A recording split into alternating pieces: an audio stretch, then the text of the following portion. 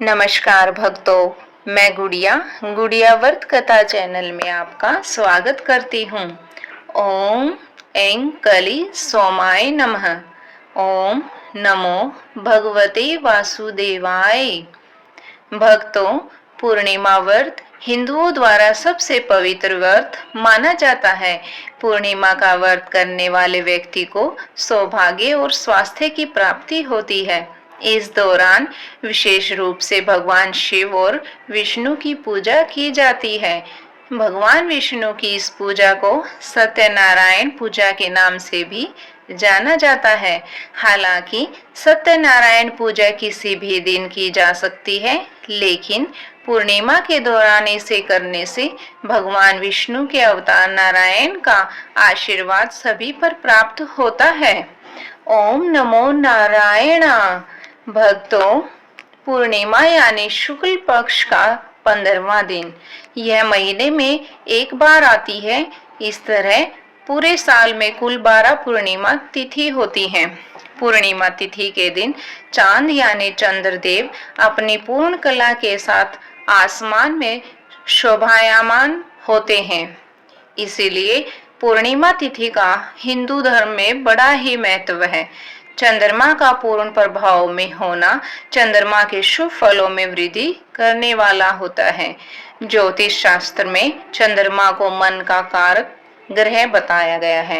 इसलिए पूर्णिमा के दिन मन को संतुलित और संयमित रखने के लिए भी व्रत रखकर चंद्रमा सहित भगवान भोलेनाथ का पूजन करने का विधान है। वैसे पूर्णिमा तिथि के दिन देवी लक्ष्मी सहित भगवान विष्णु की भी पूजा करने का नियम है।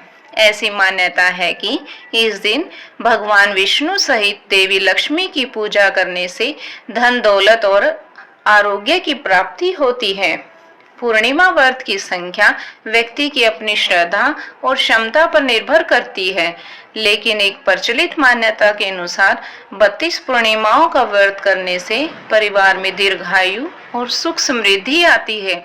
इस संख्या को पूरा करने के बाद उद्यापन किया जाता है। भक्तों, पूर्णिमा तिथि साल में 12 बार आती है। इनमें 5 पूर्णिमा तिथि का सबसे अधिक महत्व है। ऐसा माना जाता है कि पूर्णिमा तिथि के दिन व्रत रखकर चंद्रमा सहित शिव पार्वती और लक्ष्मी नारायण की पूजा करने से धन वैभव की प्राप्ति होती है। आइए जानते हैं माघ पूर्णिमा से लेकर गुरु पूर्णिमा और शरद पूर्णिमा, कार्तिक पूर्णिमा का महत्व और इनकी मान्यताएं क्या हैं। माघ पूर्णिमा का महत्व। हिंदू धर्म की मान्यताओं के अनुसार माघ पूर्णिमा के दिन स्वर्ग के देवी देवता पर धरती पर आते हैं और प्रयाग स्थित संगम में स्नान करते हैं। इसलिए माघ पूर्णिमा पर गंगा स्नान करने का बड़ा ही महत्व है। इस दिन भगवान विष्णु की पूजा और दान पुण्य करने से कई गुना पुण्य फल की प्राप्ति होती है। आषाढ़ पूर्णिमा का महत्व। आषाढ़ पूर्णिमा के दिन भगवान विष्णु के अंश से उत्पन्न कृष्ण द्वैपायन महर्षि व्यास जी का जन्मोत्सव मनाया जाता है। इसीलिए इस दिन गुरु पूर्णिमा का व्रत भी पूजन भी किया जाता है और आषाढ़ पूर्णिमा को गुरु की पूजा की जाती है। उन्हें वस्त्र और उपहार दिए जाते हैं। इस दिन सत्यनारायण भगवान की भी पूजा की जाती है। सावन पूर्णिमा का महत्व। सावन के महीने में जो पूर्णिमा आती है उस दिन श्रावणी पर्व मनाया जाता है। इस दिन भाई बहनों का पवित्र पर्व रक्षाबंधन भी मनाया जाता है। इस दिन भगवान को भी राखी बांधने की परंपरा है। देश के कई भागों में इस दिन नारियल पूर्णिमा का पर्व भी मनाया जाता है। सावन पूर्णिमा का दिन भगवान वामन की पूजा का भी विधान है। आश्विन पूर्णिमा का महत्व। आश्विन पूर्णिमा हिंदू धर्म में शरद पूर्णिमा के नाम से भी जानी जाती है। ऐसी मान्यता है कि इस दिन चंद्रमा सबसे उज्जवल और धवल रूप में होते हैं और चंद्रमा की किरणों में अमृत की वर्षा होती है। इसीलिए इस रात खीर बनाकर चंद्रमा की रोशनी में रखने की भी परंपरा है। हिंदू धर्म की मान्यताओं के अनुसार देवी लक्ष्मी का प्राकट्य सागर मंथन से शरद पूर्णिमा के दिन ही हुआ था। इसीलिए इस रात में देवी लक्ष्मी की पूजा विशेष रूप से फलदायी मानी जाती है। शरद पूर्णिमा की रात देवी लक्ष्मी और भगवान विष्णु भ्रमण के लिए निकलते हैं। इसलिए इस रात में जागरण करने का भी नियम है। इसलिए इसे कोजागरी पूर्णिमा भी कहते हैं। कार्तिक पूर्णिमा का महत्व। कार्तिक महीने में जो पूर्णिमा आती है उसका भी धार्मिक दृष्टि से बड़ा महत्व है। माघ महीने की पूर्णिमा के समान ही इस दिन गंगा स्नान का महत्व बताया गया है। कार्तिक पूर्णिमा के दिन गंगा में दीपदान का भी बहुत ही महत्व है। ऐसी मान्यता है कि इस दिन देवलोक में दीपावली मनाई जाती है। इसी उपलक्ष्य में वाराणसी में गंगा तट पर देव दिवाली का उत्सव मनाया जाता है। कार्तिक पूर्णिमा के दिन सिख समुदाय के लोग प्रकाश पर्व मनाते हैं, क्योंकि इस दिन गुरु नानक देव की जयंती होती है। ओम नमः शिवाय। चलिए भक्तों, पूर्णमासी व्रत की कथा का श्रवण करते हैं। द्वापर युग में एक समय की बात है। यशोदा जी ने कृष्ण से कहा, हे कृष्ण, तुम सारे संसार की उत्पन्न करता, पोषण तथा उसके संहार करता हो। आज कोई ऐसा व्रत मुझसे कहो जिसके करने से मृत्यु लोक में स्त्रियों को विधवा होने का भय न रहे और यह व्रत सभी मनुष्यों की मनोकामनाएं पूर्ण करने वाला हो। श्री कृष्ण कहने लगे, हे माता, तुमने अति सुंदर प्रश्न किया है। मैं तुमसे ऐसे ही व्रत को सविस्तार कहता हूँ। सौभाग्य की प्राप्ति के लिए स्त्रियों को द्वादशांत अर्थात 32 पूर्णिमाओं का व्रत करना चाहिए। इस व्रत के करने से स्त्रियों को सौभाग्य संपत्ति मिलती है। यह व्रत अचल सौभाग्य को देने वाला एवं भगवान शंकर के प्रति मनुष्य मात्र की भक्ति को बढ़ाने वाला है। यशोदा जी ने कहने लगी, हे कृष्ण, सर्वप्रथम इस व्रत को मृत्यु लोक में किसने किया था? इसके विषय में विस्तार पूर्वक मुझसे कहो। श्री कृष्ण जी कहने लगे, इस भूमंडल पर एक अत्यंत प्रसिद्ध राजा चंद्रहास से पालित अनेक प्रकार के रत्नों से परिपूर्ण कातिका नाम की एक नगरी थी। वहां पर धनेश्वर नाम का एक ब्राह्मण था और उसकी स्त्री अति सुशील रूपवती थी। दोनों ही उस नगरी में बड़े प्रेम के साथ रहते थे। घर में धन धान्य आदि की कमी नहीं थी। उनको एक बड़ा दुख था कि उनके कोई संतान नहीं थी। इस दुख से वह अत्यंत दुखी रहते थे। एक समय एक बड़ा तपस्वी योगी उस नगरी में आ गया। वह योगी उस ब्राह्मण के घर को छोड़कर अन्य सब घरों से भिक्षा लाकर भोजन किया करता था। रूपवती से वह भिक्षा नहीं लिया करता था। उस योगी ने एक दिन रूपवती से भिक्षा न लेकर किसी अन्य घर से भिक्षा लेकर गंगा किनारे जाकर भिक्षान को प्रेम पूर्वक खा रहा था। धनेश्वर ने योगी का यह सब कार्य किसी प्रकार से देख लिया। अपनी भिक्षा के अनादर से दुखी होकर धनेश्वर योगी से बोला, महात्मन, आप सभी घरों से भिक्षा लेते हैं, परंतु मेरे घर की भिक्षा कभी भी नहीं लेते। इसका कारण क्या है? योगी कहने लगा, निपुत्री के घर की भीख पतितों के अन्न के तुल्य होती है और जो पतितों का अन्न खाता है वह भी पतित हो जाता है। क्योंकि तुम निपुते हो, अतः पतित हो जाने के भय से मैं तुम्हारे घर की भिक्षा नहीं लेता हूँ। धनेश्वर यह बात सुनकर अपने मन में बहुत दुखी हुआ और हाथ जोड़कर योगी के पैरों पर गिर पड़ा तथा आतर भाव से कहने लगा, हे महाराज, यदि ऐसा है तो आप मुझको पुत्र प्राप्ति का उपाय बताइए। आप सर्वज्ञ हैं, मुझ पर अवश्य ही यह कृपा कीजिए। धन की मेरे घर में कोई कमी नहीं, परंतु मैं पुत्र न होने के कारण अत्यंत दुखी हूँ। आप मेरे इस दुख का हरण करें। आप सामर्थ्यवान हैं, यह सुनकर योगी कहने लगा, हे ब्राह्मण, तुम चंडी की आराधना करो। घर आकर उसने अपनी स्त्री से यह सब वृतांत कहा और स्वयं तप के निमित्त वन में चला गया। वन में जाकर उसने चंडी की उपासना की और उपवास किया। चंडी ने 16वें दिन उसको स्वप्न में दर्शन दिया और कहा, हे धनेश्वर, जा, तेरे पुत्र होगा, परंतु वह 16 वर्ष की आयु में ही मृत्यु को प्राप्त हो जाएगा। यदि तुम दोनों स्त्री पुरुष 32 पूर्णमासियों का व्रत विधि पूर्वक करोगे तो वह दीर्घायु हो जाएगा। जितनी तुम्हारी सामर्थ्य हो, आटे के दिए बनाकर शिव जी का पूजन करना, परंतु पूर्णमासी को 32 हो जाने चाहिए। प्रातः काल होने पर इस स्थान के समीप ही तुम्हें एक आम का वृक्ष दिखाई देगा। उस पर तुम चढ़कर एक फल तोड़कर शीघ्र अपने घर चले जाना।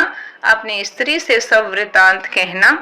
ऋतु स्नान के पश्चात वह स्वच्छ होकर श्री शंकर जी का ध्यान करके उस फल को खा लेगी। तब शंकर भगवान की कृपा से उसको गर्भ हो जाएगा। जब वह ब्राह्मण प्रातःकाल उठा तो उसने उस स्थान के पास ही एक आम का वृक्ष देखा और उस पर चढ़कर उस फल को तोड़ने का प्रयत्न किया, परंतु वृक्ष पर कई बार प्रयत्न करने पर भी वह न चढ़ पाया। तब तो उस ब्राह्मण को बहुत चिंता हुई और विघ्न विनाशक श्री गणेश जी की वंदना करने लगा। हे दयानिधे, हे दयाविंधो, अपने भक्तों के विघ्नों का नाश करके उनके मंगल कार्य को करने वाले, दुष्टों का नाश करने वाले, रिद्धि सिद्धि के देने वाले, आप मुझको कृपा करके इतना बल दे कि मैं अपनी मनोकामना को पूर्ण कर सकूं। इस प्रकार गणेश जी की प्रार्थना करने पर उनकी कृपा से धनेश्वर वृक्ष पर चढ़ गया और उसने एक अति सुंदर आम का फल देखा। उसने सोचा कि जो वरदान से फल मिला था वह यह है और कोई फल दिखाई नहीं देता। उस धनेश्वर ब्राह्मण ने जल्दी से उस फल को तोड़कर अपनी स्त्री को लाकर दिया और उसकी पत्नी ने अपने पति के कथनानुसार उस फल को खा लिया और वह गर्भवती हो गई। देवी जी की असीम कृपा से उसके एक अत्यंत सुंदर पुत्र उत्पन्न हुआ, जिसका नाम उन्होंने देवीदास रखा। माता पिता के हर्ष और शोक के साथ वह बालक शुक्ल पक्ष के चंद्रमा की भांति अपने पिता के घर में बढ़ने लगा। भवानी की कृपा से वह बालक बहुत ही सुंदर, सुशील और विद्या पढ़ने में बहुत निपुण हो गया। दुर्गा जी की आज्ञा अनुसार उसकी माता ने 32 पूर्णिमासी का व्रत रखना प्रारंभ कर दिया, जिससे उसका पुत्र बड़ी आयु वाला हो जाए। 16वां वर्ष लगते ही देवीदास के माता पिता को बड़ी चिंता हो गई कि कहीं उनके पुत्र की इस वर्ष मृत्यु न हो जाए। इसलिए उन्होंने अपने मन में विचार किया कि यदि यह दुर्घटना उनके सामने हो गई तो वे इसे कैसे सहन कर सकेंगे। अस्तु उन्होंने देवीदास के मामा को बुलाया और कहा कि हमारी इच्छा है कि देवीदास 1 वर्ष तक काशी में जाकर विद्या अध्ययन करे और उसको अकेला भी नहीं छोड़ना चाहते, इसलिए साथ में तुम चले जाओ और 1 वर्ष के पश्चात इसको वापस लौटा लाना। सब प्रबंध करके उसके माता पिता ने काशी जाने के लिए देवीदास को एक घोड़े पर बिठाकर उसके मामा को उसके साथ कर दिया, किंतु यह बात उसके मामा या किसी और से नहीं कही। धनेश्वर ने सपत्नीक अपने पुत्र की मंगल कामना तथा दीर्घायु के लिए भगवती दुर्गा की आराधना और पूर्णमासियों का व्रत करना आरंभ कर दिया। इस प्रकार बराबर 32 पूर्णिमासी का व्रत पूरा किया। कुछ समय पश्चात एक दिन वे दोनों मामा और भांजा मार्ग में रात्रि बिताने के लिए किसी ग्राम में ठहरे हुए थे। उस दिन उस गांव में एक ब्राह्मण की अत्यंत सुंदर, सुशील, विदुषी और गुणवती कन्या का विवाह होने वाला था। जिस धर्मशाला के अंदर वर और उसकी बारात ठहरी हुई थी, उसी धर्मशाला में देवीदास और उसके मामा भी ठहरे हुए थे। संयोगवश कन्या को तेल आदि चढ़ाकर मंडप आदि का कृत्य किया गया। तो लगन के समय वर को धनुर्वात हो गया। अस्तु वर के पिता ने अपने कुटुंबियों से परामर्श करके निश्चय किया कि यह देवीदास मेरे पुत्र जैसा ही सुंदर है, मैं इसके साथ ही लगन करा दूं और बाद में मैं विवाह के अन्य कार्य मेरे लड़के के साथ कर दूंगा। ऐसा सोचकर वह देवीदास के मामा से जाकर बोला कि तुम थोड़ी देर के लिए अपने भांजे को हमें दे दो, जिससे विवाह व लगन का सब कृत्य सुचारू रूप से हो सके। तब उसका मामा कहने लगा, जो कुछ भी मधुर पग आदि कन्यादान के समय वर को मिले वह सब हमें दे दिया जाए, तो मेरा भांजा इस बारात का दूल्हा बन जाएगा।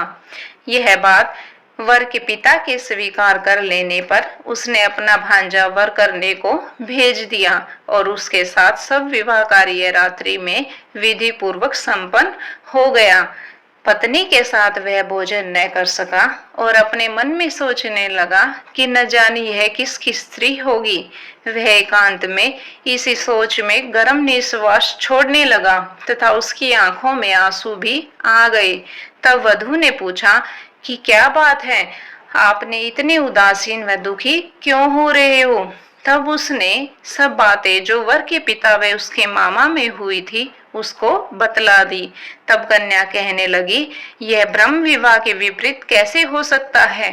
देव, ब्राह्मण और अग्नि के सामने मैंने आपको ही अपना पति बनाया है, इसलिए आप ही मेरे पति हैं। मैं आपकी ही पत्नी रहूंगी, किसी अन्य की कदापि नहीं। तब देवीदास ने कहा, ऐसा मत करिए, क्योंकि मेरी आयु बहुत थोड़ी है। मेरे पश्चात आपकी क्या गति होगी, इन बातों को अच्छी तरह विचार लो। परंतु वह दृढ़ विचार वाली स्त्री बोली कि जो आपकी गति होगी वही मेरी गति होगी। हे स्वामी, आप उठिए और भोजन करिए, आप निश्चय ही भूखे होंगे। इसके बाद देवीदास और उसकी पत्नी दोनों ने भोजन किया तथा शेष रात्रि भी वे सोते रहे। प्रातः काल 4 बजे देवीदास ने अपनी पत्नी को 3 नगों से जड़ी हुई एक अंगूठी दी, एक रुमाल दिया और बोला, हे प्रिय, इसे लो और संकेत समझकर स्थिर चित हो जाओ। मेरा मरण और जीवन जानने के लिए एक पुष्प वाटिका बना लो, उसमें सुगंधी वाली एक नवमल्लिका लगा लो, उसको प्रतिदिन जल से सींचा करो और आनंद के साथ खेलो कूदो तथा उत्सव मनाओ। जिस समय और जिस दिन मेरा प्राणांत होगा ये फूल सूख जाएंगे और जब ये फिर हरे हो जाएं तो जान लेना कि मैं जीवित हूँ। यह बात निश्चय करके समझ लेना, इसमें कोई संशय नहीं है। यह समझाकर वह चला गया। प्रातः काल होते ही वहां पर बाजे गाजे बजने लगे और जिस समय विवाह के कार्य समाप्त करने के लिए वर तथा सब बाराती मंडप में आए तो कन्या ने वर को भली प्रकार से देखकर अपने पिता से कहा, यह मेरा पति नहीं है, मेरा पति वही है जिसके साथ रात्रि में मेरा पाणी ग्रहण हुआ था। इसके साथ मेरा विवाह नहीं हुआ है। यदि यह वही है तो बताए कि मैंने इसको क्या दिया। मधुर पग कन्यादान के समय जो मैंने भूषणादि दिए थे उन्हें दिखाए तथा रात में मैंने क्या गुप्त बातें की थी वह सब सुनाए। पिता ने उसके कथनानुसार वर को बुलवाया। कन्या की यह बातें सुनकर वह कहने लगा कि मैं कुछ नहीं जानता। इसके पश्चात लज्जित होकर वह अपना समूह लेकर चला गया और सारी बारात भी अपमानित होकर वहां से लौट गई। भगवान श्री कृष्ण बोले, हे माता, इस प्रकार देवीदास काशी विद्याधन के लिए चला गया। जब कुछ समय बीत गया तो काल से प्रेरित होकर एक सर्प रात्रि के समय उसको डसने के लिए वहां पर आया। उस विषधर के प्रभाव से उसके शयन का स्थान चारों ओर से विष की ज्वाला से विषैला हो गया, परंतु वरतराज के प्रभाव से उसको काटने न पाया, क्योंकि पहले ही उसकी माता ने 32 पूर्णिमा का व्रत कर रखा था। इसके बाद मध्याह्न के समय स्वयं काल वहां पर आया और उसके शरीर पर पड़ा। भगवान की कृपा से उसी समय पार्वती जी के साथ श्री शंकर जी वहां पर आ गए।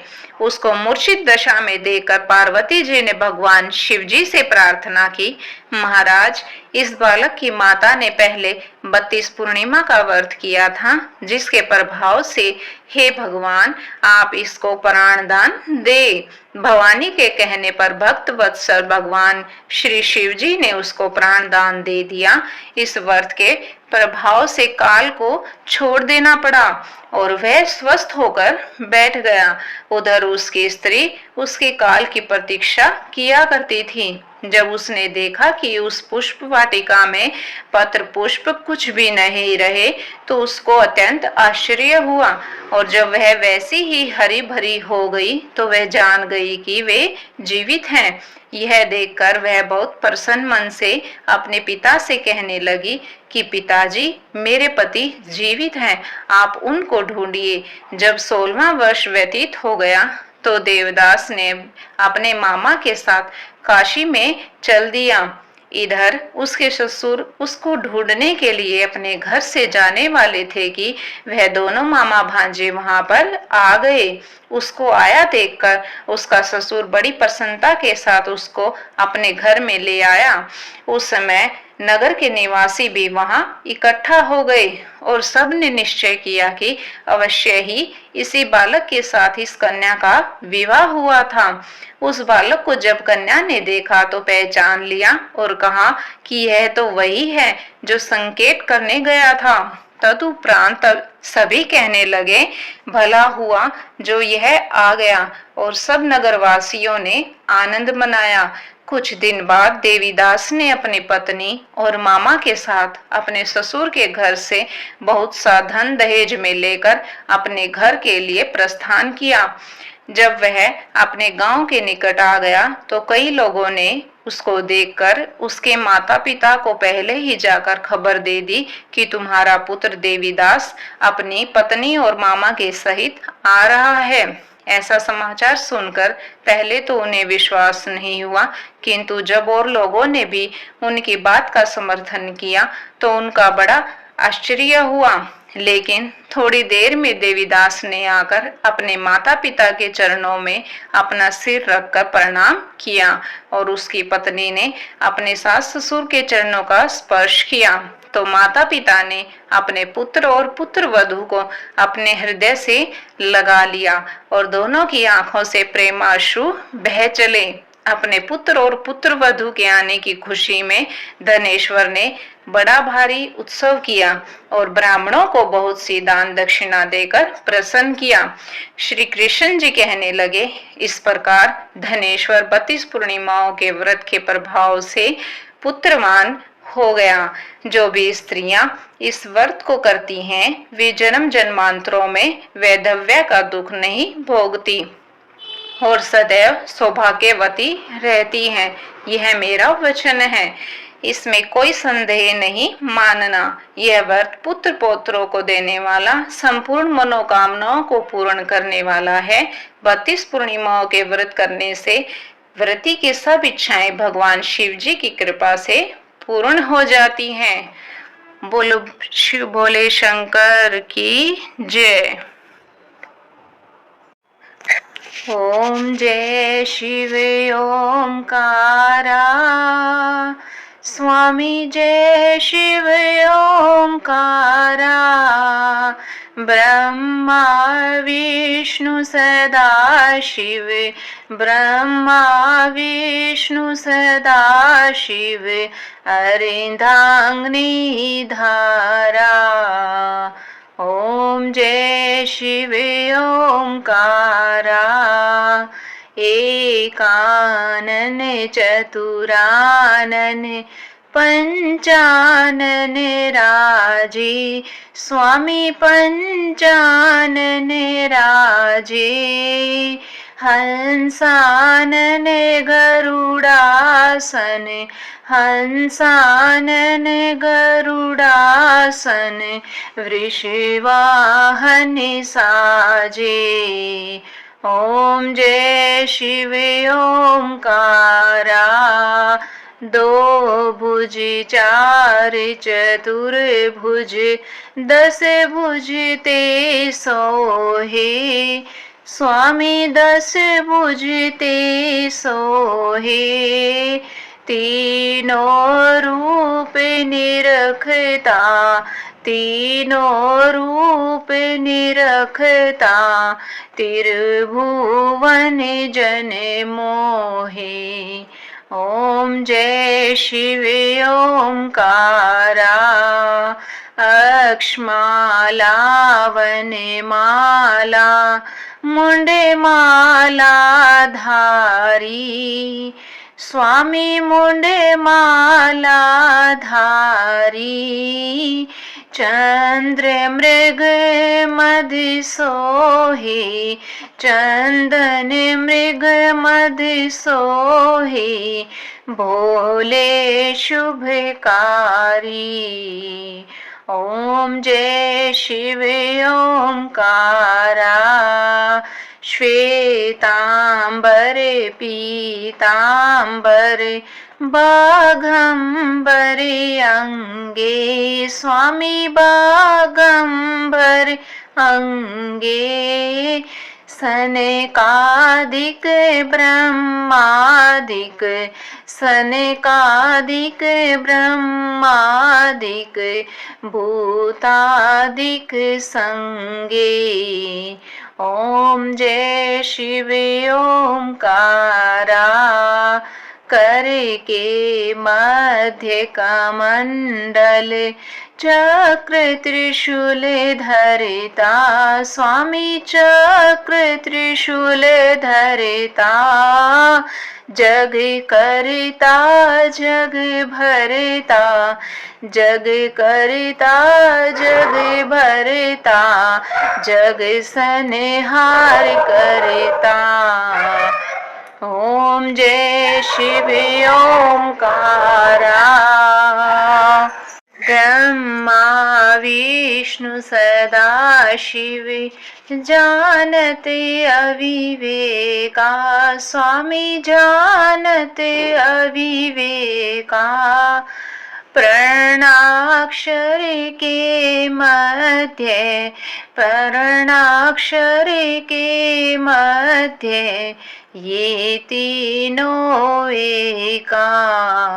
ओम जय शिव ओंकारा, त्रिगुण शिव जी की आरती, जो कोई नर गावे, स्वामी जो कोई नर गावे, कहते शिवानंद स्वामी, कहते हरि हरि स्वामी, मने वांछित फल पावे। ओम जय शिव ओंकारा।